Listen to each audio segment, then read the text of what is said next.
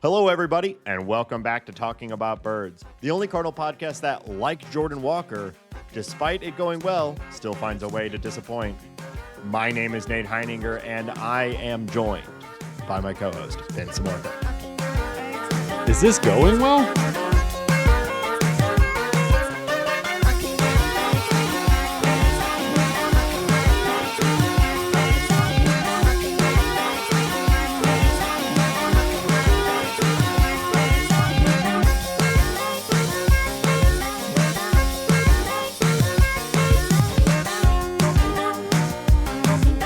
If you have an idea for the opening bit, text or leave us a voicemail at 848-48-BIRDS. Hamba, I guess remember the show's good now, right? We're saying the show's good now. It's going well. I forgot. It's been a while since we've talked about how good the show was. You're right. Yeah. The show's good. You're welcome, everyone. It's 2025. The Cardinals are good, and the show is good. I think so. Well, if the Cardinals are dipping right now, does that mean the show's dipping? No, we're crushing it 25-8, okay. I think. Yeah.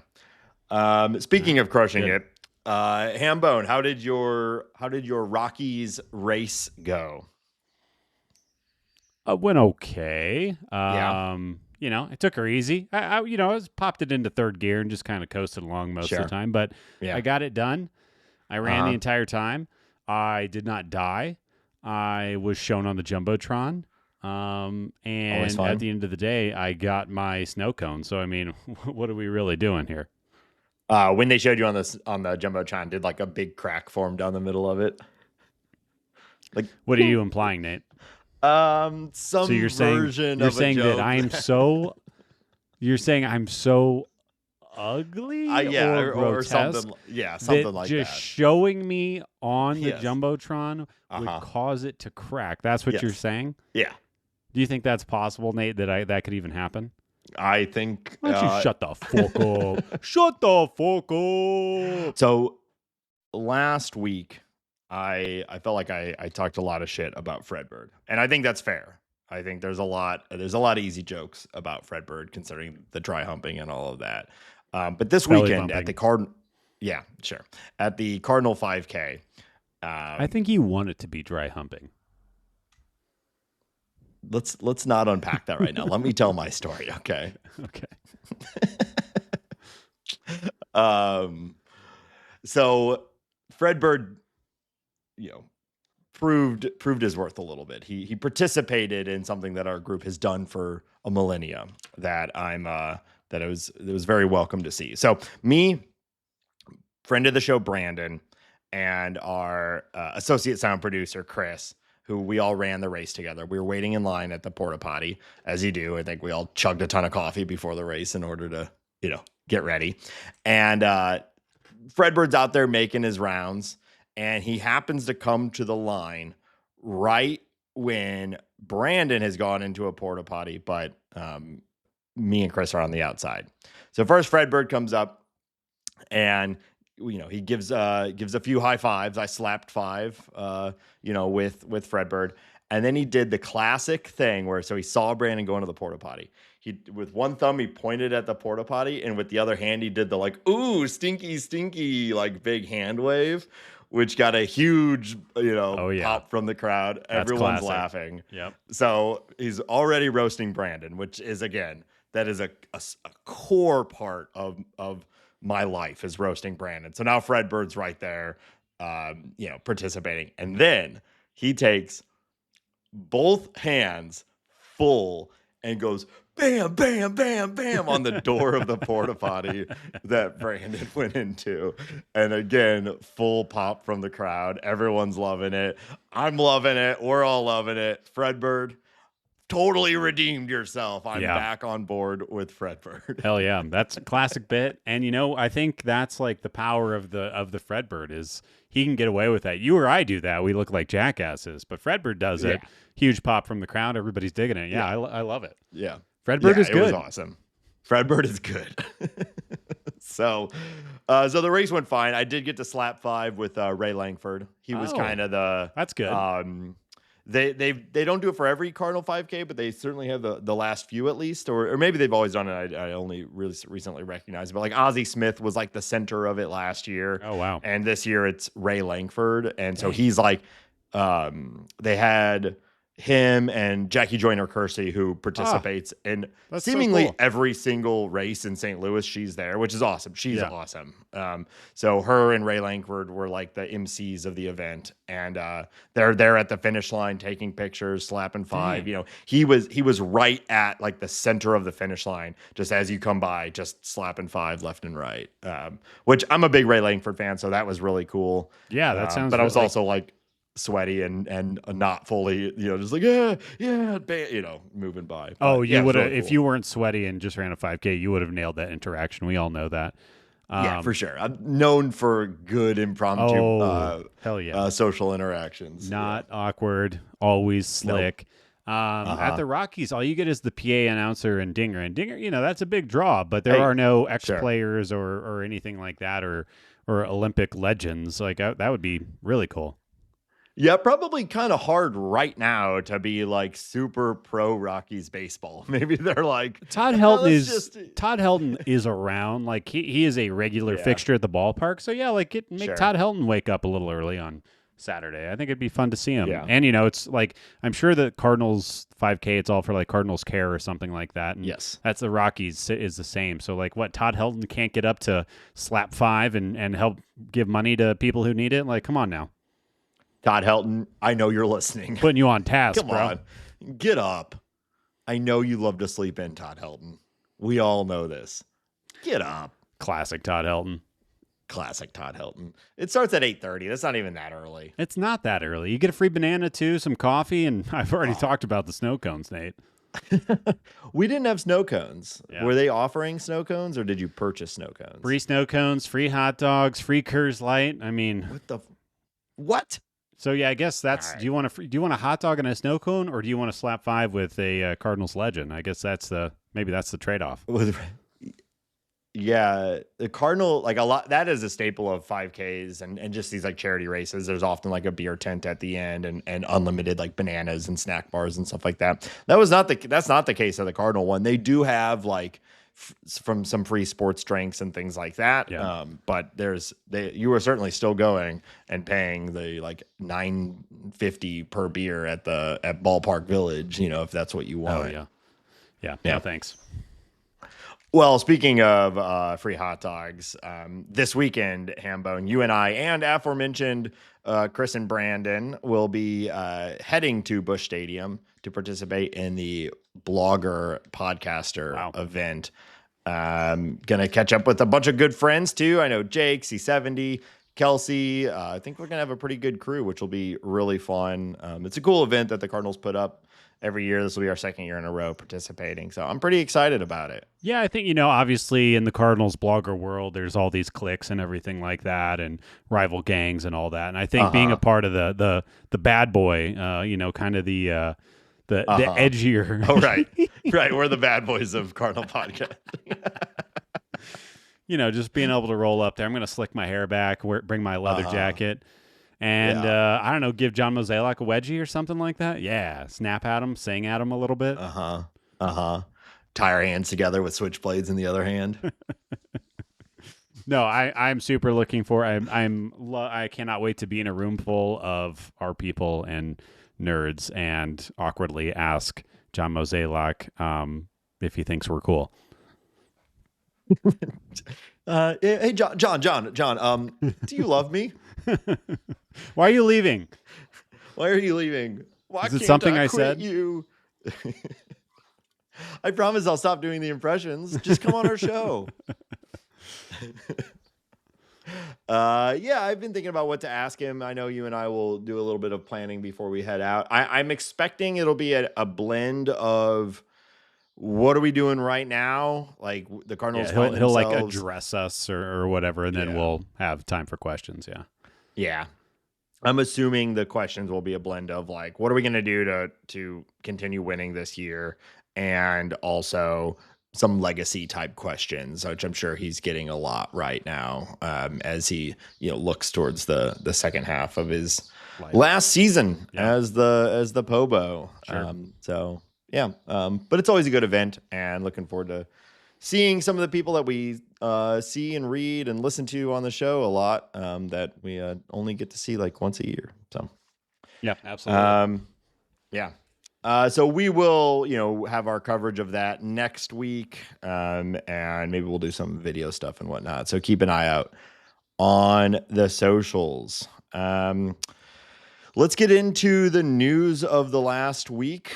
The Cardinals are dipping a little bit, which was bound to happen. They were playing at an incredible clip, and it was unlikely, I think, for them to win at that rate just the rest of the season. So this was bound to happen. But we've got some newsworthy stuff to talk about, and we'll talk about some of the play as well. Ben, what do you want to talk about first? Yeah, I'll start with, I think, the big news of the last week or so. Jordan Walker goes down on the 10-day IL, retroactive May 29th, with left wrist inflammation. And the Cardinals have selected Ryan Vilade from Memphis, an outfielder who's having a decent season in AAA, to replace him. I think to start on the Jordan Walker side of it first, it's just, we were talking about it. He was just kind of starting to pop a little bit. He was kind of starting to do Jordan Walker-y things, and he wasn't walking, which is interesting because of his namesake. But he was hitting the ball hard. He was, obviously, we've been praising his outfield play all season, but it was starting to come together. And then, of course, derailed almost instantly 2 weeks into, or a week into his little hot streak with this wrist issue. I would say I'm not hyper concerned. The fact that it was one of those, they were kind of wait and seeing on it. They didn't put him on the IL immediately. So I would suspect that if he even has a minor league at bat after this, it'll be a very short stint in AAA before he comes back up. So mostly a bummer that it kind of takes his momentum away from him and the way things were going. But we get to see a young player who is mildly interesting, and hopefully Walker comes back. And, I guess really, if I want to speak like broad scheme, it does kind of solve one of the funny issues the Cardinals have had recently, and that's how do you get somebody like Gorman and Burleson at bats in the same lineup? So, it solves that problem. But obviously, I would much rather watch Jordan Walker continue to develop and hit balls extremely hard. Yeah, well, that had been kind of the discussion from the very beginning, that we have this log jam, but eventually someone's going to get hurt, and we'll be glad to have these guys when that happens, and the log jam will take care of itself one way or another. I think we were all kind of assuming or hoping it wouldn't be one of the guys we're really prioritizing getting at bats, a la Jordan Walker, who would go down and provide some of that clarity. But it is what it is. I do think, like you said, all signs indicate that it is a short-term thing. I think that's further highlighted by the selection of who comes up. If it was something more serious, I do think we see a Sajaci or something like that coming back. But because it's supposed to be short-term, Vilade has been playing well at the minor league. Let's give him a shot. Let's give him a little bit of time while while we've got it. And then it's an easy decision to send him back down once Jordan Walker comes back up. At least that's my assumption. Yeah. Yeah. And I think, yes. But also Vilade he's earned this a little bit. He's got a 125 WRC plus down there in AAA, which isn't the easiest thing to do. He's walking almost 13% of the time, which is great. He's not striking out a ton. And he's hitting for a little bit of power. This is a guy that he was in the Rockies minor league system and then's kind of been kicking around. So I think it's cool that we get it's not a debut. He debuted back for the Rockies. I should have known that. Come on. But seeing this guy get a little cup of coffee, we'll see what happens. I'm not expecting him to like Wally Pipp, Jordan Walker, or anything like that. But I think he should get a shout out, and he earned it, and we'll see what he's got. 100%. So I don't mean to discount it because I don't think he gets this shot at all if he's not also playing well at the minor league, right? They're not just calling him up for nothing to just, take some empty at bats. Like he has certainly earned it. But I think as far as the depth chart of the Cardinals, he's not the next man up as far as a long-term position goes. No, unless he crushes in this little cup of coffee, this little window, and then we reevaluate. I think it'll be interesting to see who gets starts in the outfield, Ryan Vilade or Jose Barrero, because Barrero has been a bit of a ghost on the roster. Yeah. Like, I feel like we have seen him very, very few times over the past week or so.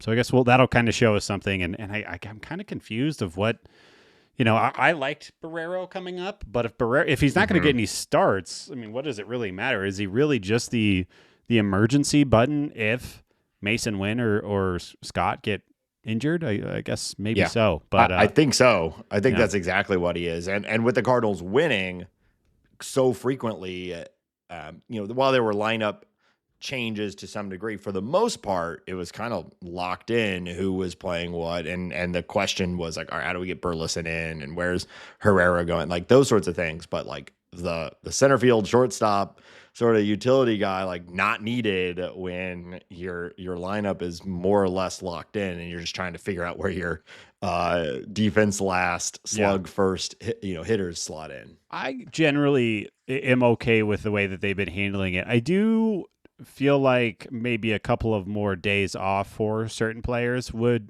go a long way. And I feel like maybe we're riding guys a little too hard right now. We got 9 games in a row. I know there are 9 home games, but I think in the month of June, I was looking at this the other day, and somebody will correct me if I'm wrong, but I think there are only 2 days off. So maybe we'll see a little bit more Barrero and a little bit more time off. And I just think keeping these guys fresh, especially these young guys who don't have a ton of major league experience behind them, like it's okay for them to ride the bench a day and get them fresh. Hopefully your pitching and the rest of your offense can kind of keep the team afloat. But I wouldn't mind seeing a little more of that going forward. Yeah, I imagine this is one of the trickier parts about managing a team, in particular a young team, where I'm sure every one of those guys is a put me in coach kind of guy. Sure. Like I'm 22 years old. I'll play every single game. I don't care, Right. And you really only have a couple guys like Arenado and Contreras and whatnot that are probably waking up a little stiff right now just from everything. Oh, can you imagine waking up and being Victor Scott? That must feel amazing. I didn't tell you this before the 5K. I woke up and my left foot was throbbing. And Nate, I have absolutely no idea what I did. Nothing happened. There was no injury, impact, anything like that. I took 3 ibuprofens before the race because I no idea. I just woke up with foot pain and I'm like, wow, what an old bitch I am. I couldn't believe you got old foot. You got old foot. It's a classic. I'm going to have to amputate after this race. I'm going to race on this stub. We'll chop it off and then I'll have a new life after. Modern technology, it might be an improvement. Robot foot. Yeah. Maybe I could get one of Dinger's feet, dinosaur foot. It seems, great idea. Don't let anything I'm about to say hold you back from it, because I think you'd look great with a big purple Triceratops foot. Thank you. I think that's exactly what you need. I think it might impede the running aspect, but I don't know. Dinosaurs are fast, right? So maybe it'll make you faster. Yeah. Makes sense to me. Mm-hmm. Mm-hmm. Mm-hmm. Mm-hmm. I forgot what we were talking about. Good luck. Yeah. Cardinals signed Tyler Matzek to a minor league deal. So the bullpen roulette continues. Now, this is a minor league deal. He's going to have to prove it, but he is a big league veteran. So I expect, assuming health and some degree of effectiveness at AAA means he'll be riding the train at some point, or the bus or whatever, the taxi squad or whatever you call it, at some point soon. What's your expectation for this guy? Yeah, I mean, he's a guy that's got, he's from the left side. He has a highly effective fastball. It's basically his pitch. Real fastball heavy pitcher. And it's been very successful for him at times. He's got a really interesting story. He was with the Rockies, and that went so poorly that he decided to quit baseball, which I'm sure some people remember this story. And then Walt Weiss, who was Rockies will do that to you. The Rockies will wear you down. Walt Weiss was the manager of the Rockies at that time. Walt Weiss then became, I think he was a bench coach for Brian Snitker and the Braves. Walt Weiss kind of convinced him to get back into the game. He started throwing 98 again. He became a Brave, and I believe won a World Series with the Braves. Is for second year back in the big leagues after being out of the game for a while. So it's a cool story. I believe in his fastball, and he hasn't been super effective this year. He's been a little wild, which is also part of his game. But I think that he's one of those guys where he hears the right coach or he makes the right adjustment, and he could be a high leverage reliever. I'm not putting any money on that, but he has the tools, and he's not that old. The fastball's still fast. He was averaging with the Yankees almost 95 miles per hour on his fastball, which is essentially what he was doing when he was a Brave. So, let's see what he has. And obviously, we'll talk about some of the issues with our pitchers. So bringing in more arms is something I'm always pro. I will also note for the 75th time this season and off season that David Robertson is still a human being and is still sitting out there and is still unsigned. And I don't understand why the Cardinals and or 29 other baseball teams have not gotten this guy. He's been, I would think I was arguing like a year ago that he's a borderline Hall of Famer from a relief pitcher standpoint. Like, I don't get why he is out there. Yeah. But, I don't like it. I always assume there's just something we don't know. There's relief. There was an article about it. It was basically nobody is willing to give him $10 million. And I'm like, this is one of the better relievers in baseball. Give him $10 million. Yeah. Also, just slide me a couple mil. You know what I mean? I mean, if you're making 10, give Ben and Nate 500. Let's do a little bit. That's all we need. I'm out here stumping for you. Yeah. I want a finder's fee. You know what I mean? I think the problem is that they didn't know.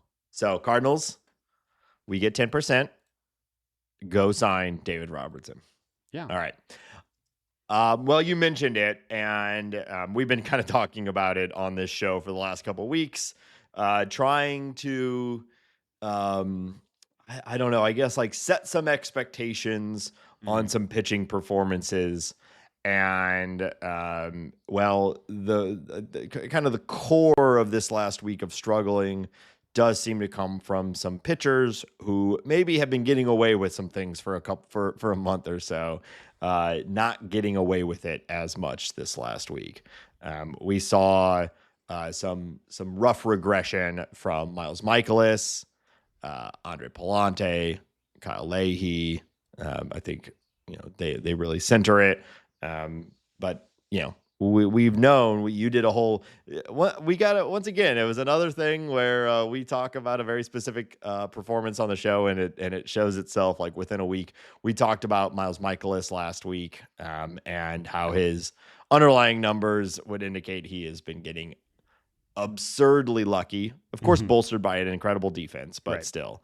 And we saw, I mean, he really got like BABIP to death in this last start. His final line, not as bad as like his Red Sox outing, but still kind of rough. So, I mean, is that just it? Was this last week of sort of struggles, just some regression, and you think it'll all even out, or is this something you think we need to be more worried about?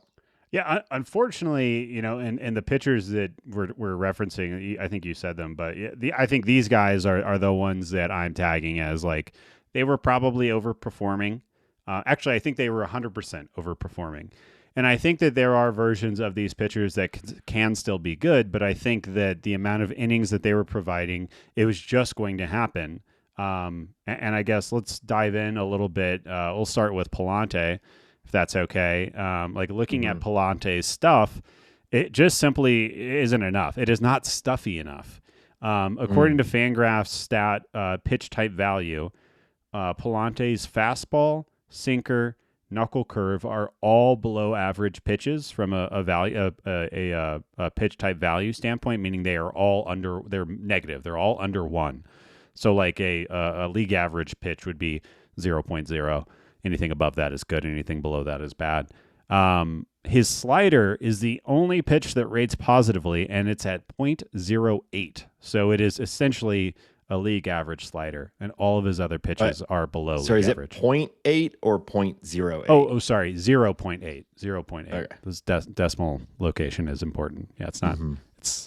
It's decently better than 0.08. Yeah, that's why I bring it. It's a significant difference. It is a above average pitch. You cannot argue that. For reference, Sonny Gray's curveball is sitting at 4.4. And I just want to kind of illustrate that. That's kind of the problem with Pallante, is that he's not generating swing and miss, which we know.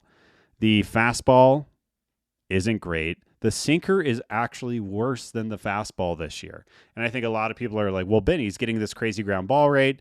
Yes, that is true, but these ground balls are worm burners, which makes the value of that pitch lower. Obviously, you'd much rather have, if you're selecting Andre Pallante's outcomes, you would much rather have ground balls and fly balls every day of the week. But if those ground balls are being hit at 105 miles per hour, it's still not great, and it still means that regression is going to happen, that bad outcomes are more likely than good outcomes. Even though you have gold glovers, or potential gold glovers all around the infield, it just, over time, it's hard to be successful giving up that level of contact. And then his put-away pitch isn't really a put-away pitch. He still generates ground balls on it. He doesn't generate a bunch of swing and miss on the slider. So he doesn't really have an escape hatch, is I guess what I'm trying to say. And I worry that it is only going to continue this way, especially as the league, adjusts to what he's doing this season, and his kind of lack of stuff that jumps off the page. Yeah. So where do we go from here? I mean, you've got him in the rotation. You've got Mikolas, which we'll talk about in a minute. Well, I guess maybe let's talk about these 3 pitchers before we start going into where do we go from here discussion. So you also wanted to talk, let's stick with the starters for now. So we've got Pallante just kind of throwing up nothing. And then we've got Mikolas, who had an incredible run. Yes. Truly all credit, some fantastic outcomes. He was a core part of this recent run of success. But we could see it coming. Like what he was doing was not fundamentally different than what he's been doing for the last year or 2 years or 3 years even.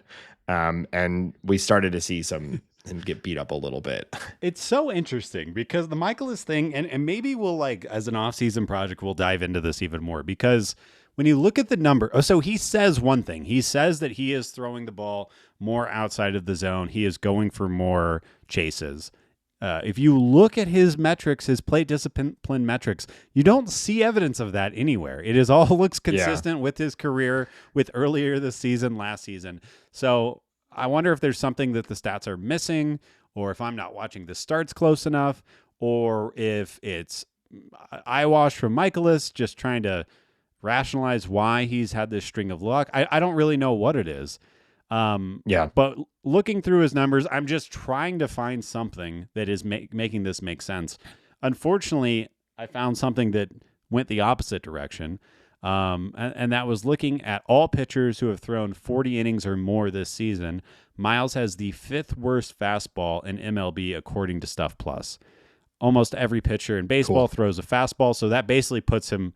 It's one of the worst fastballs in baseball, just period, and one of the worst pitches in baseball, which is period. The good news is he only throws that pitch 28% of the time, which is one of the lower fastball rates in baseball. The bad news is he throws it almost 28% of the time. It's still it's like a third of if your it's pitches. If it's one of the worst pitches in baseball, I mean, does he just need to go up there and just be true 100% junk baller? We're just never throwing a fastball ever again, and we're just wheeling and dealing and hoping you get confused by all this breaking stuff, because where do you go from there? It's probably not getting better. right? Like, I don't know. When you think about a normal pitcher progression, his age, what he's been doing forever, probably not seeing a big improvement to that fastball coming. It's hard to imagine that. And I think, I'm not going to sit here and say that Eric Fetty is who you should model your pitchers off of, because he's not having the best year of all time, but I do think he's having, according to his underlying statistics and the way he's going about it, a better season than Miles Mikolas. And what's interesting is that Eric Fetty doesn't throw a four-seam fastball almost ever. He has one, but the amount that he throws it is like almost untraceable. It's like less than 1%. He leans on that sinker. Miles Mikolas has a halfway decent sinker. I wonder why you don't just get rid of the four-seamer and go sinker, slider, curveball, which is curveball has been a little wonky this year too. But it's all of baseball is going towards throwing your best pitch the most often, which also, like, the opposite side of that is throw your worst pitch as little as often. Like, the way that it's rating stuff on a stuff plus, on a value type, on every type of advanced analytic that we have is a negative pitch. Your sinker is better. Lean on the sinker. And maybe he's worried that people might sit it on it or something like that. But the fact of the matter is it's a better pitch. So probably going to be a better outcome if you're throwing it rather than your, shitty ass fastball. They might be sitting on the four seam, right? If it's a bad pitch and he throws it 28% of the time, odds are you're going to get one at bat, one per at bat at least. So just sit on that. If I'm facing Miles Mikolas right now, I am sitting there waiting for that 1/3 chance of that crappy fastball until I get 2 strikes, and then you go into protect mode. But I'm hunting that thing because it's garbage. Yeah. Yeah, and put the ball in play. I mean, that's what we saw in this game. There was a lot of balls in play, which is what he does, but they were hit pretty hard, and we saw some regression from a BABIP standpoint. Lots of little bloops into no man's land, like lots of balls that could have been caught if it was slightly different positioning, and that's the risk you run with that sort of approach. And no matter how good your defense is, if you're giving up constant hard contact, it's going to break through at some point. It's hard, really, really hard to be successful doing that. And it feels crazy to me because, like, I feel like he's just doing the same thing over and over. And he actually, I mean, I guess he is getting different results, but it is like he and the Cardinals are aware of the variance that exists within the sport. Like, so I would love to see them get ahead of the curve rather than be waiting for it to explode in their face. Yeah, there is that take on him that, like, he's led the team in quality starts even last year, despite it being a bad year overall for him, where, you kind of know, like, all right, every other game or so, it's going to be a slugfest and we got to win on the offense. But also every other game, he's going to hold him to 2 or 3 over 6, maybe even 7. And we're happy with that too. And we're paying him $17 million or whatever it is. It's his last year. Let's just let it ride. And they got some really good variants through May, and maybe he can keep it up, maybe not. You could certainly do worse, but I think you could do better, which is where I'd say, like, all right, let's get McGreevy up. Let's get Matz back in the rotation. There are other options here. Yeah. He's making 18, by the way. I looked it up. 18.8. I like Miles Mikolas. I feel like we're just dunking on him like once a month or 2 times a month at this point, but it just is what it is. And it's, when the team is being competitive, it's glaring because you're giving him a lot of innings. And I really believe that this is only the beginning of a string of really rough starts for him, especially with we got the Dodgers coming in town. We got the Blue Jays coming in town. We got some offenses. Have you seen the Blue Jays offense recently, Nate? Well, yeah. Holy shit. Yeah, they're crushing it. If you're not keeping an eye on Addison Barger out there, he might be good. He might be real good. I was looking at his snot out of the ball. Look at it. There's some blue in a couple areas, but it is a deep red stat cast. He hits the shit out of the ball, and I think he's a pretty good third baseman also. So he might be one of the breakout stars of the year, and putting him behind Vlad, who really hasn't, this has been kind of the Vlad thing. I think he might just be a slow starter, needs to heat up. Like, of course, a mediocre Vlad is still like a very good hitter. Don't get me wrong. But he's not like hitting 340 with like 40 plus bombs right now or anything like that. But Bichette is looking a little bit back, not like what he used to be, but he's playing pretty well. Varsho was up for like a week and a half and hit like 19 home runs in 20 games, and then is back on the IL.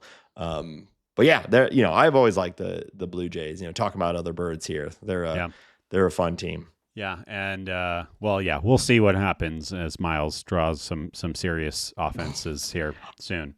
Yeah. I wonder how the Cardinals are thinking about the relatively upcoming Cubs series, if we're going to really strategize the lineup or the rotation alignment already in the season. I hope that they do. The talk of the 6-man is coming back during this like streak of non-off days, and so I'd really love to see them prioritizing a like Gray, Liberatore, I guess Fetty, or maybe Matz if he's back in the rotation. I'd really like to see really prioritizing it, because despite the Cardinals, it was in a rough week, but still okay generally. But the Cubs just keep winning, Hambone. The Cardinals are now 5 games back. Yeah, even though we're 6 games over 500, we're 5 games back of the Cubs. We may end up in a really interesting and challenging trade deadline for Mo and co to decide, because there is a very real outcome where the Cardinals are above 500, playing well, but are so far back of the Cubs, and the wild card is what it is. You're competing with everyone, that it may still not make sense to be buyers. I don't want to be doom and gloom here. I'm having a lot of fun with the team this year. But the Cubs are pulling away right now. And so obviously the Cardinals have not played them at all yet, though. So right. There's a lot of games left, and you can totally change your fortune with some good series against them. But they're kind of pulling away, and it's not great. Well, it's funny. It's their I think I criticized this team last year for being all about run prevention. They're maximizing run prevention. They're strong up the middle. They put PCA up there before he was one of the better hitters in baseball, and they were focusing on that. And then, 2025, we're 50 some odd games in, and they have the best offense we've ever seen. Didn't see this coming at all. And I'm holding out a lot of hope. I don't think that they will have the best offense in baseball all year. I think it'll start to fall off. But right now, I mean, everybody on that team is hitting. Both of their catchers are raking right now. Michael Busch has a 155 OPS plus. I mean, all up and down the lineup. So hopefully some of those hitters get cold and we can kind of catch up to them. But yeah, I think I almost should we start talking about the deadline on the outline this week? But I think we're a little too early. Yeah, well, that ends up being a pretty constant conversation once we enter that phase. Right. And it is starting in the broader baseball world. Like Jeff Passan just put out a big article sort of, Passan. Picking what did I say? Passan? Passan, whatever. I call him Passan. Okay. And he put out like a current status of every team and what they should do at the deadline. So the machine is starting to rile up, but we'll hold for now. Let's keep talking about some of these performances. Not much to say about this one. We talked about this guy like 3 or 4 weeks ago, Kyle Leahy, who had elevated himself from a sort of fringe bullpen arm to for a little while was the 8th inning guy. But he's got the stuff, Nate. He does have the stuff, but we could see, much like we could see with a Mikolas, that especially the life of a reliever, you're living in small sample size, there was going to be some regression. Most relievers don't carry a sub 1 or even sub 2 ERA through the whole season. Like, they're going to get hit at some point. And we've seen that happening. I think the Cardinals have even recognized that happening. He has We're seeing Phil Maton and Jojo Romero, who are both throwing the ball really, really well, have basically taken back those positions in the bullpen. And Leahy is back in sort of a 7th, 6th, game is close, but not necessarily getting like hold situations anymore. So, the results were incredible while they were happening. This is the life of a bullpen arm. I hope that he can find it, but he's giving up too much hard contact, and we saw it in the game last night too when he came in, and he was a part of the complete explosion from the Kansas City Royals, and what was ultimately a pretty depressing loss when the Cardinals were up like 7-2 at one point to lose 10-7. Man, I was watching the game, and then my lovely wife and I went out for dinner, and I was like, oh, great. I'm not even going to really I put my phone on Do Not Disturb, enjoying the dinner. But when we were finishing our meal, I was like, oh, I'm going to check the Cardinals game. I could not believe the explosion that happened. And the game was still going on. It wasn't even over. What a disappointing loss that was. Yeah, I mean, Kyle, I want him to be good. I only want good things for Kyle because that means good things for the Cardinals and all that. But he is just not striking guys out, Nate. Over the last 7 appearances, he only has 3 strikeouts. And you can't really do that at the back end of the bullpen or really in the bullpen in general anymore. Right. You have to be striking people out at a higher rate than that. Outside of that, he's like looking at his kind of pitch metrics and everything like that. He's wildly inconsistent. Some days his fastball is great. Some days it's terrible. The slider has had an extremely wide variance. And I think the curveball has been pretty solid for the most part, but he doesn't really use that as much as he uses the slider. So everybody touts him, or at least Brad Thompson touts him for being a 5-pitch pitcher. I feel like we're kind of handing out this advice of like, throw away those other pitches, just focus on your good pitches, throw them often and strike people out more. All 3 of these guys give me the heebie-jeebies. It's a complicated problem to solve, especially for someone like a Leahy, and a Pallante, who are still young, and you can project growth and development and evolution of their the way they attack hitters. Like, they still have plenty of time to get better, right? But for a team, so you kind of want them to like, well, it's not a good pitch right now, but a 5-pitch pitch, like, that's very valuable if you have 5 effective pitches, and it takes practice to get there. But also, you are a competitive major league team that's trying to win ball games right now, and it's not really the best time for someone to be learning on the job at the major league level, which is where you're coming from with the like, just throw the ones we know that work. Well, right? Also, when you're throwing 1 or 2 innings a night, a couple of times a week, how the hell can you keep 5 pitches in order? Yeah. Like. How do you keep your hand? Which one am I throwing?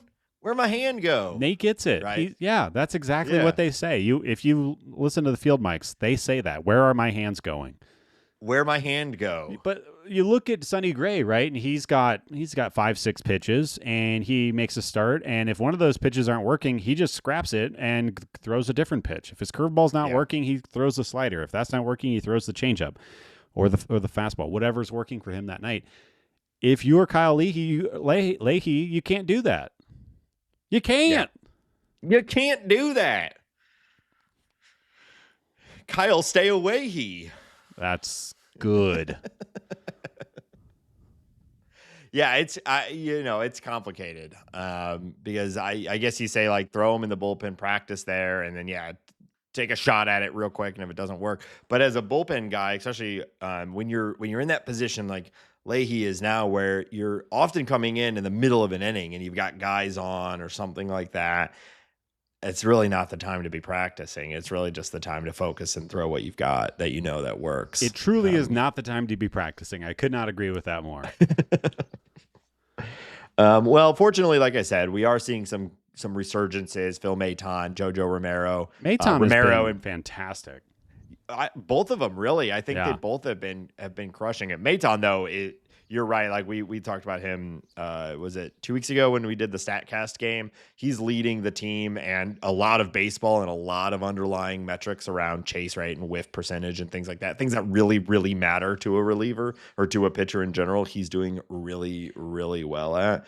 So that's pretty awesome. I am curious about what the Cardinals intend to do with Maton as far as his long-term value to the team, because he's young enough where you might say, okay, like this is a guy we want to hold on to, or we'll hold this conversation for later, but maybe it's time to kind of, regardless of where you are in the standings, maybe it's time to capitalize on some of that excess value of a $2 million pitcher who could be the closer for probably a bunch of teams that are hunting for closers, or a Helsley, and you feel comfortable with Maton there, Yeah, absolutely. There's that article going around of there's a we don't know who, but there's a rival GM who's apparently very mad that the Cardinals are playing very well this year because he was really hoping to acquire Ryan Helsley and some of the other pieces that the Cardinals have. So, blow us out of the water, dude. No one's nailed down. I think, if you're the Cardinals, you have to feel that way. But I'll allude to some of my thoughts that we'll talk about in the future. But I think you can trade Ryan Helsley and still not totally tank the rest of the season. So I think there's a way to thread that needle. The Brewers tried it and got a lot of shit for it with the Hader trade. Oh yeah, a few years ago. I'm not saying it's going to be a popular move. The yeah, you may remember. I've been watching the Boston Red Sox documentary on Netflix, and they famously traded Kenley Jansen. But then also acquired Danny Jansen, which confused everybody. And I'm not saying the Cardinals should go do that, but I'm just saying there is a way to do that. And if you trade a Ryan Helsley and you promote a Phil Maton into that closer position, maybe you can have your cake and eat it too. Sure. It also begs the question, how much are you going to get? Well, we'll talk about it later. We don't need to talk about it now. Yeah. Let's touch a little bit on the offense. You want to talk about Nolan? He is in a bit of a slump right now. Could it be a rest thing? They're trying to find more at bats for Gorman. I mean, he obviously is getting those right now. Had a big home run last night, which is cool. But maybe we start to see him back at third a little bit more. I don't know. It's always tricky. It's Nolan Arenado. He's kind of been. The offense has not really been a big part of his game for a couple of years now. So what are we really expecting from him? His OPS right now is 668. His expected slug is 373. His expected batting average is 240. He's not hitting the ball particularly hard, which is okay because he never really did that. But I wonder, kind of back to this, should we be resting players more? He's dipping a little bit right now. That OPS under 700 is hard to look at. He's 34 years old. He he's squished multiple children. He is playing his face off. Is there Now, hold on, Ben, I don't mean to cut you off. He has squished one child. We wish he had squished two children. He came very close to squishing another child. Thank you for keeping me honest there. I wonder, what's the equation? Is the best third baseman defense? Is that defense more valuable than giving him time off? So maybe the bat comes around. Is Gorman, how much of a detraction defensively is Gorman playing third base? Does Nolan just need to work through something? Or, like I said, there's a little more time off in his aged 34 season. Would that be beneficial? I think that there's probably a sweet spot to hit there. The Cardinals haven't really entertained that, but I wonder if that will start to happen a little bit more. Well, he moved himself down the lineup. Right. So he's definitely starting to recognize that. Maybe that is something. Maybe it is time to start to slow down the pace of play a little bit for him. Could be that they really haven't done that with him. He has been locked in every game all the time for some pretty obvious reasons. Yeah. But it hasn't really worked consistently for a while now. So maybe that is the piece that's been missing. Maybe he just does need some more rest than he has ever been used to getting. makes sense. And we know he's like this crazy grinder. Maybe he's, Matt Carpenter talked about like taking too many swings, taking too many reps. As you get older, you have to pull back from that stuff. Maybe he's struggling at that. I mean, I'm just speculating wildly right now. Sure. But I think that Nolan Arenado can have a WRC plus above 100 or at 100. It's not happening right now. And why is that?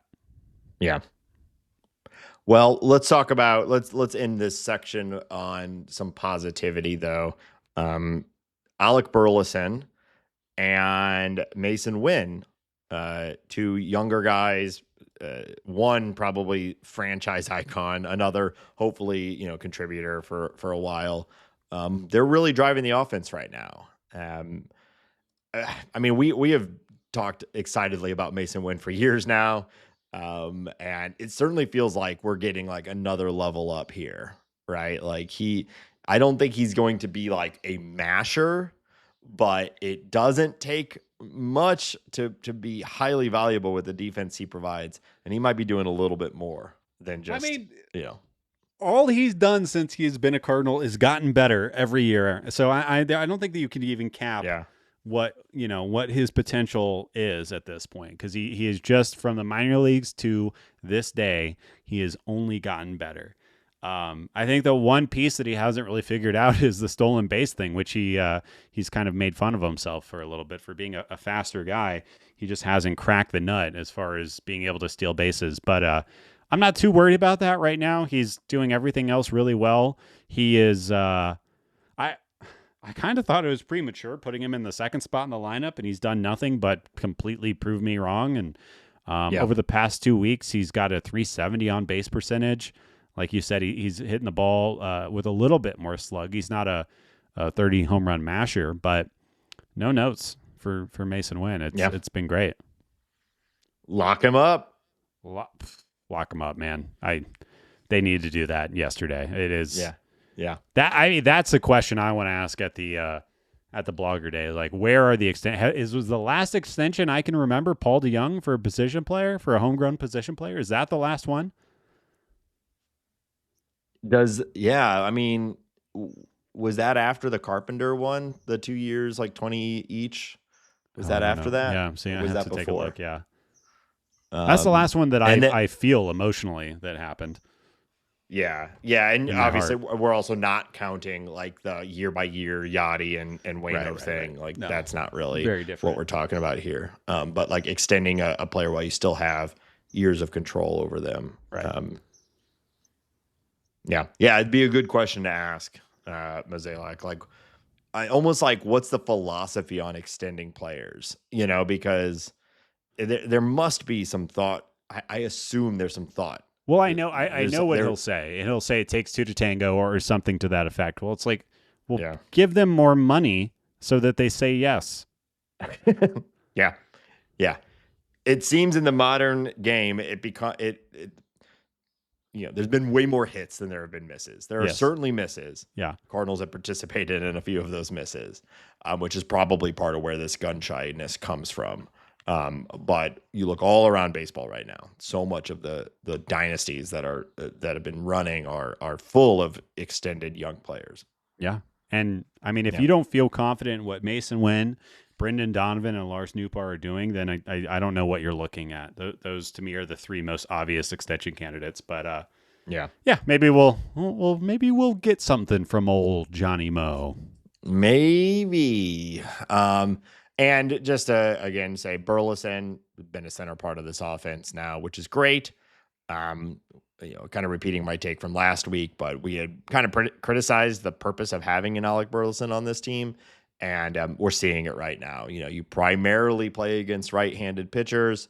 He crushes them. There you go. Yeah.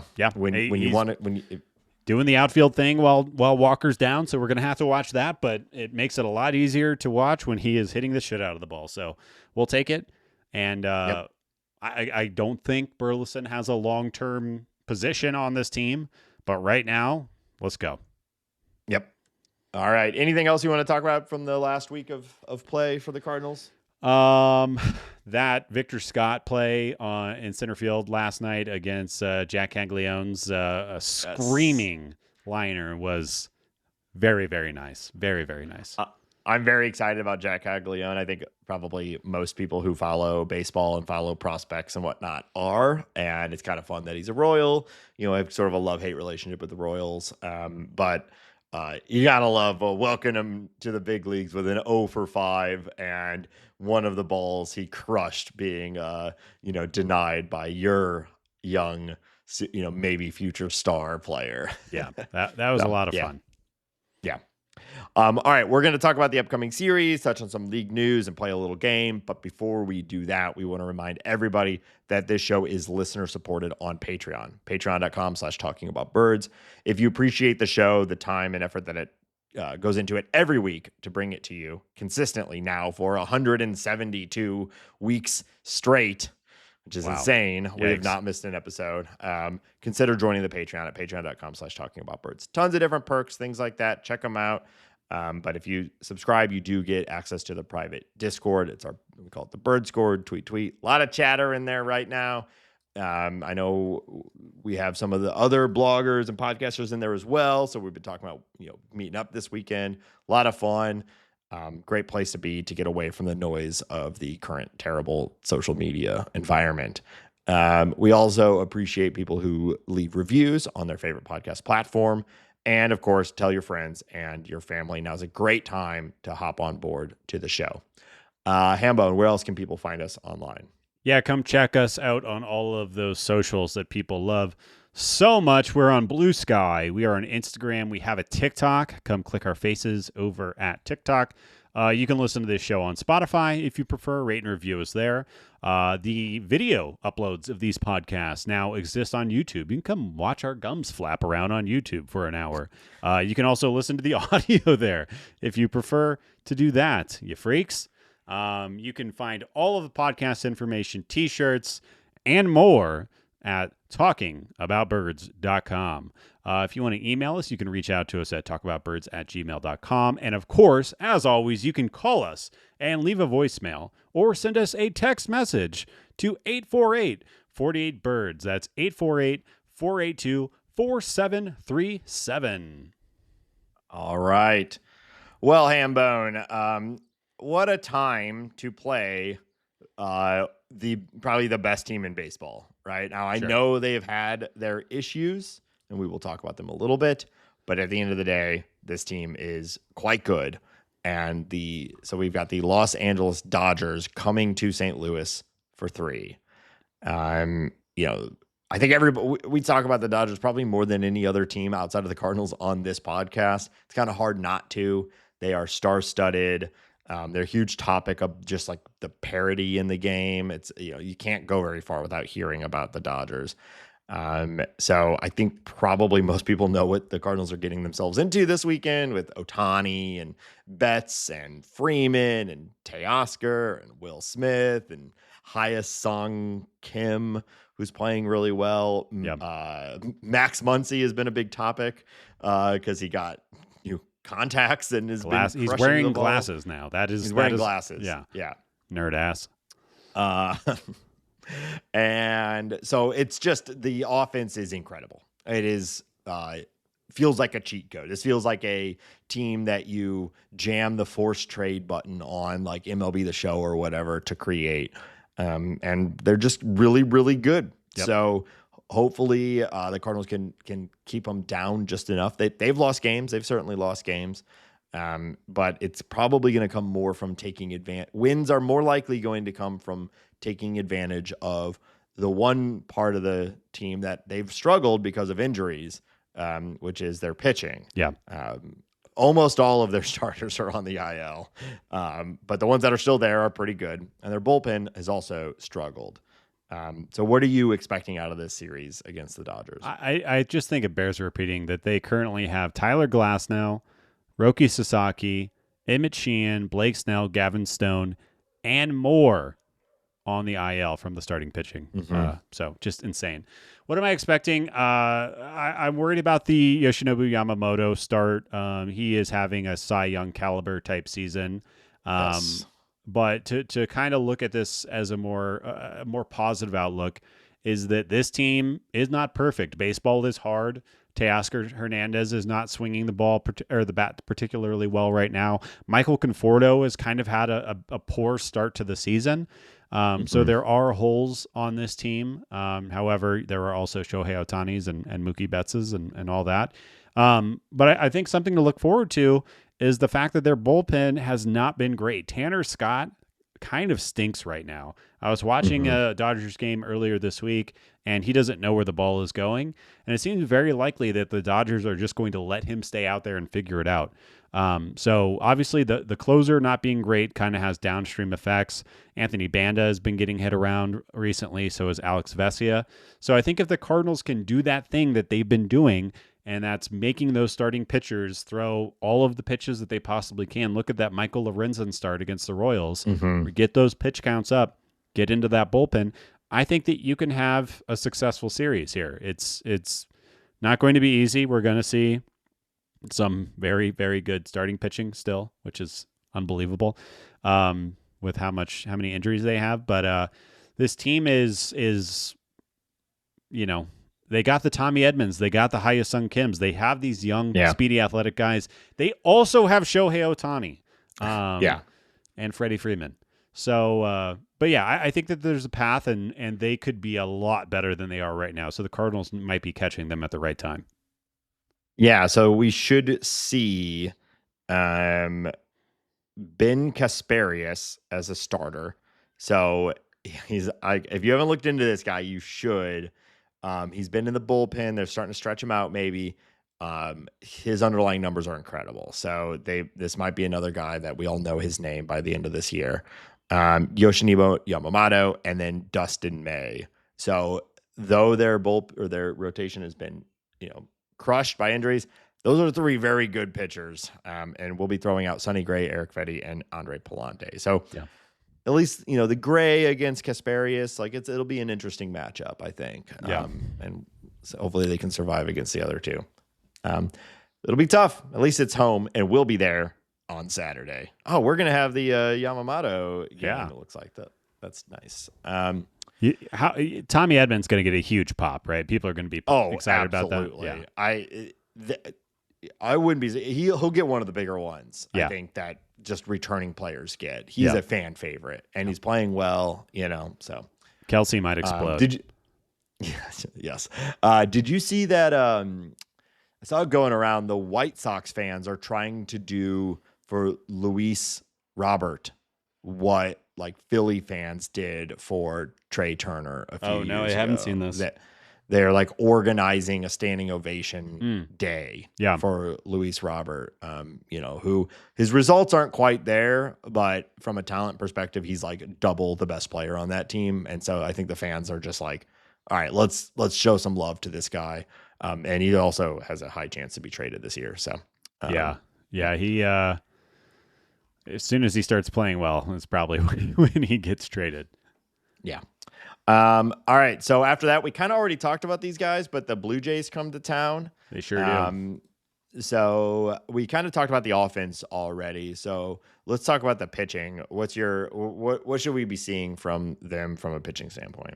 Yeah, it looks like we're going to be getting Jose Barrios, Chris Bassett, and Kevin Gossman. All three good above average pitchers. Bassett may be the weakest element there, but still a good major league pitcher who's been doing it forever. And their bullpen is pretty good, Nate. I'm a big Jeff Hoffman fan. I think he's really good. Cardinals fans probably remember Yariel Rodriguez. There was conversations about him coming here that never came to form. But their bullpen is pretty good. And, with that offense, the way that they're swinging it right now, they should be feared. They are kind of surging in their division and have kind of forced their way into the conversation. I think it's not going to be an easy week.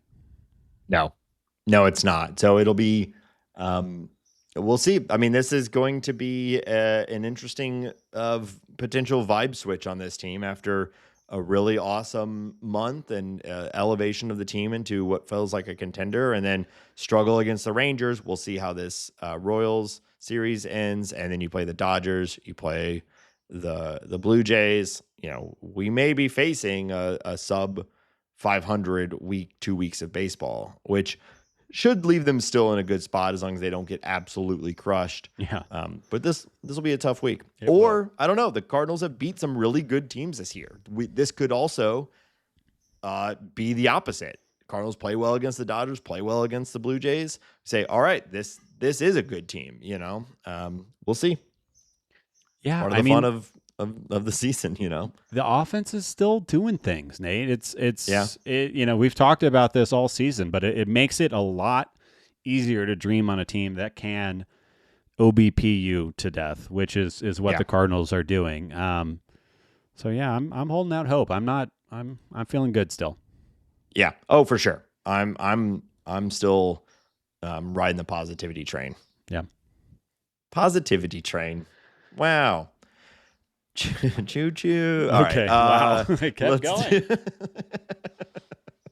Didn't need to. We got there. Okay. We got there. We landed the train. All right.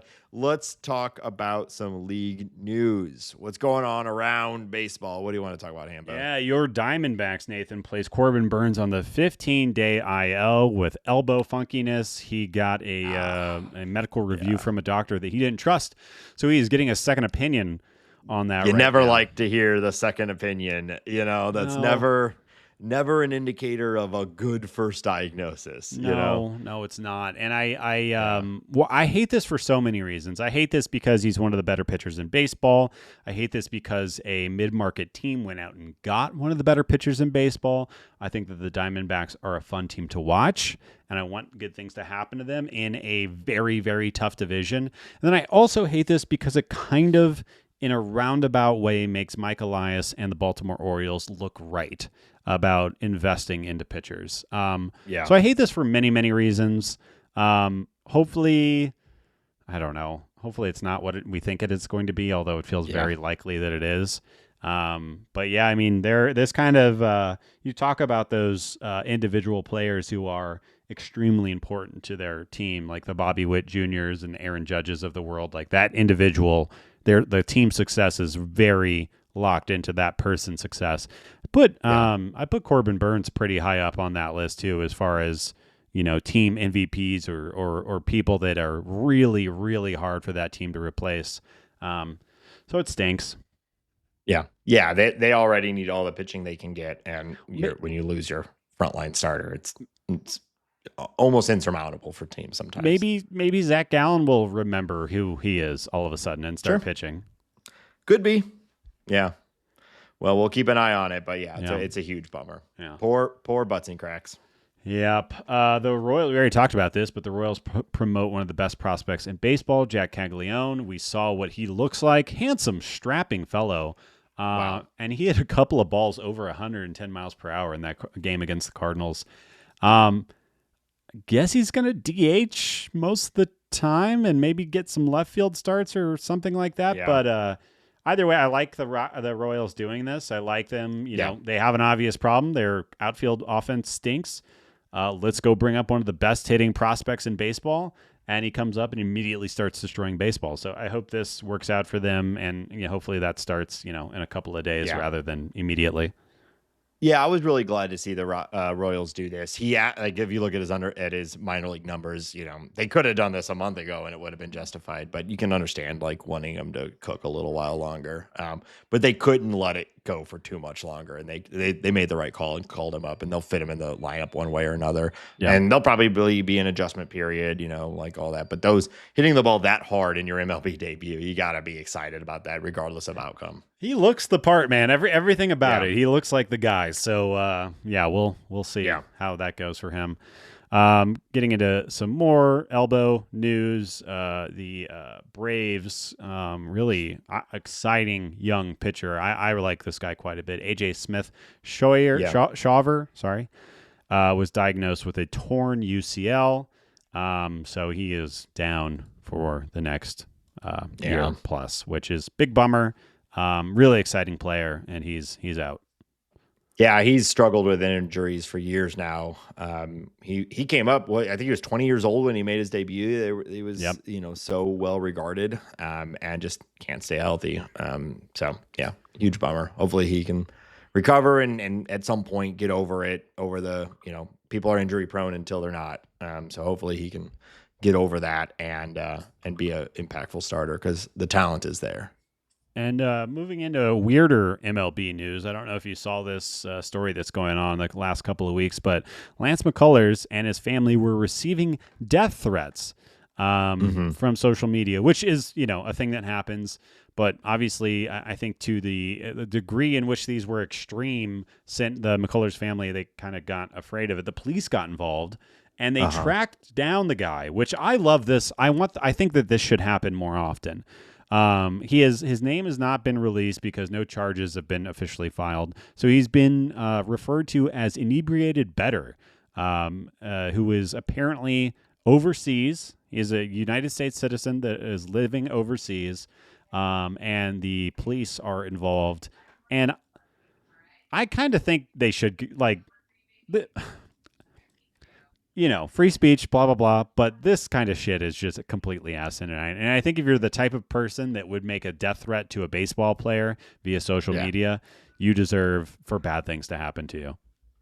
Well, before I make my comments, I want to remind everybody that my comments are brought to you by FanDuel. This is a sponsored section. So, bet hard, bet daily. I don't know what they're... bet hard. I like that. That's good.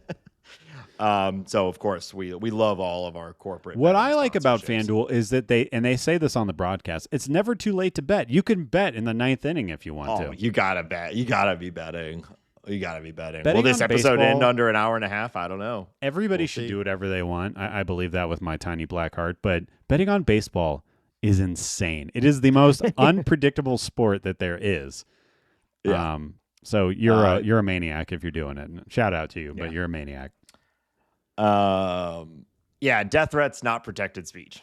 So, I think it would be interesting to see what would happen if we had far more follow through and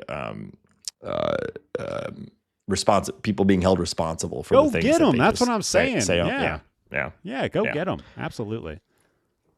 Yep. All right. That's all I got for league news this week, Nate. All right, Hambone, we're returning to a classic. It's been a couple months since we've played it, actually. Ben, it's time for another round of Who Is This Guy? Who is this guy? All right. So if you're unfamiliar, I have some facts about a person who has played Major League Baseball for the St. Louis Cardinals at some point in their career. These facts start vague and get increasingly more specific. Ben has to make a guess after each fact. Wow. Hambone, are you ready? Nate, I am currently ready. Okay. This player was born on August 17th, 1983 in Plantation, Florida. Plantation, Florida. Cool name for a town. 83, Florida. 83, Florida in the 80s. Okay, Florida in the 80s. Is Miles Mikolas a Florida guy, or does he just live in Florida now? Was he born in Florida? Is he that old? No, wait. No, he's not that old. Okay. So it's somebody who's probably retired. Yeah, no, they're definitely retired. Retired Floridan. Who the hell? We've already done John Jay. I know he's a retired Floridan, so I'm sure it's not John Jay. Who else is down there in America's beautiful swampland?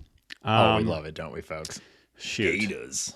Gators. Yeah, who's a Gator that also played baseball? Man. Yeah, I'm not coming up with anyone. I'm going to take a wild guess and say, I don't think this age lines up. I'm just going to say Matt Morris. Is he a Floridan? I don't know. That is not correct. Is it Floridian? Is that how you say it? Well, Floridian, yeah, I think so. Okay. A Gator. I think Matt Morris is older. I bet. Yeah, I think he is too. 70s. Yeah. All right. This player played for, in no particular order, St. Louis, Houston, and the Chicago White Sox. St. Louis, Houston, and the Chicago White Sox. Okay. St. Louis, Houston, the Chicago White Sox. Who has I'm trying to think for who. There's not a ton of players that have played for St. Louis and the White Sox. Who am I thinking of? Jermaine Dye didn't play. Too old. I'm just trying to think of White Sox players now. Luis Robert Jr. Yeah. I will say, Hambone, I don't want to give you too much here, but this is a pretty obscure one. But I know you know who this guy is. Yeah. But if you can, see if you can pull it or not. Juan Uribe. Sometimes I go big player, you know, that everyone knows. We're in the depths here a little bit, but I know you know this guy. No, I know this guy. Yeah, man, I'm trying to think of it's always hard for me to I feel like when you tell me the team names, I'm like Charlie Day in that season or that scene, and It's Always Sunny with the yarn all over the place on the wall, trying to connect the dots. But it's really not. Well, while you think of it, let's go to the phones and see if any listener has the guess. Yeah, please do. No one's calling. Yeah, I'm really struggling. I'm going to say, oh, geez. Every player I'm thinking of is not from America, so it has to be an American. Because he was born in Florida in the 80s, early 80s, born in Florida, White Sox, Cardinals, Houston. Wow. Wowie wee wow. Gonna need you to just throw a name out here. Yeah, I have no guess. I can't even think of anyone that would be worth a guess. So move on. All right. Well, I don't know if this is gonna help, but this player was originally drafted by the Atlanta Braves in the second round of the 2002 MLB amateur draft, but didn't sign and was later drafted in the first round by the St. Louis Cardinals in the 2005 draft. So this was the Cardinals' first round pick in 2005. He was then traded to Houston in 2012 for a player to be named later. Wow. First round pick, 2005, traded to Houston for a player to be named later, 2012. Wow. Man, so I'm getting a feeling that it's a pitcher. I cannot think for the life of me a pitcher that went from the Cardinals to Houston. Obviously, he wasn't a very good pitcher. Probably at the end of his rookie contract, or maybe I don't know. I have absolutely no idea. Who is a pitcher that went from there to there? I don't know. Jason Mott. Incorrect. Yeah. This one should help you sub. The ceiling was sky high for this power speed combo infielder. Oh. But he never put it together at the major league level, ending his career with .1 F4 across 288 MLB games. Okay, so it's an infielder, not a pitcher. That does help. Power speed. Power speed. Mine goes somewhere. I feel like I'm probably wrong, but I'm going to say it. Tyler Green? You got it, Hambo. Okay, Tyler wow. Green. Okay, and yeah, we got there. So here was the last fact. Once bought you and I shots at a dive bar in Colorado. That did happen. Damn. Somehow. So we were at like a shitty bar in Colorado for something unrelated to baseball because we were there with like a whole bunch of your friends. It was a bachelor party. Is that okay? And somehow Hambone here clocks at the bar, seated at the bar with a little crew himself, Tyler Green. Yeah. and this was like 2010. So he was like, still I think he was still a Major League Baseball player, but we were here in the winter. It was in the winter, and he was still sort of like, people thought he was going to be the guy, right? But I never even would the fact that you recognized him in like street clothes at this bar, completely out of context. And he tried to big time you a little bit. He was like, no, I'm not. No, I'm not. And you were like, yes, you are. And he's like, all right, who wants a shot? And he bought like us and like 5 of our friends shots. So yeah. Yeah. I think, cool. I think he was pretty excited about it. I think he was maybe a little embarrassed, or maybe he was big timing. I don't know. I was also I had a couple of Budweisers that night, so who can really say? But yeah, that was good. I think I completely forgot that he was a first rounder. I 100% forgot he was ever a White Sox. Yeah, well, he bounced around. He was traded. He was basically dumped to the Astros, and then he signed as a free agent with the White Sox, and then didn't make it through the season.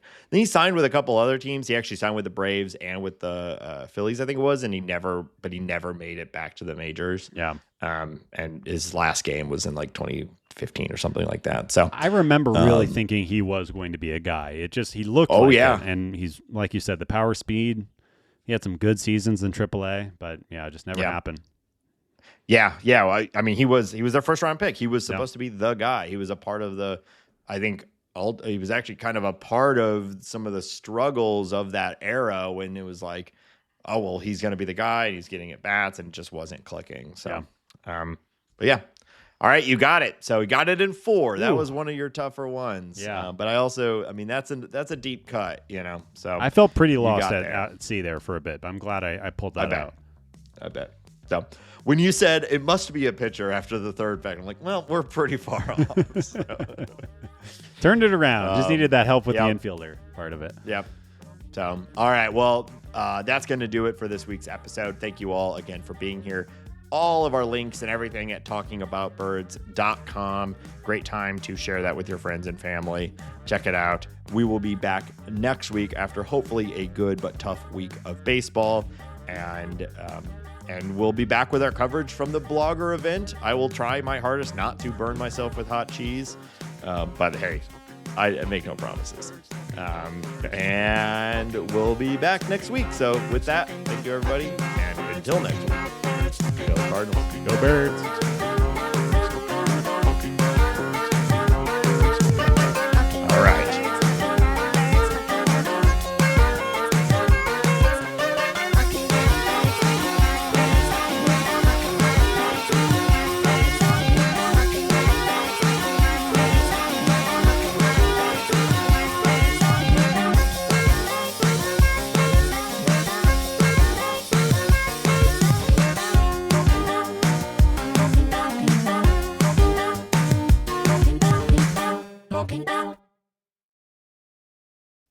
It's just a flash piece. It's I don't know if you know the tattoos I have, but the guy that did the gorilla on my chest is going to do a bear, like kind of on the opposite side of it.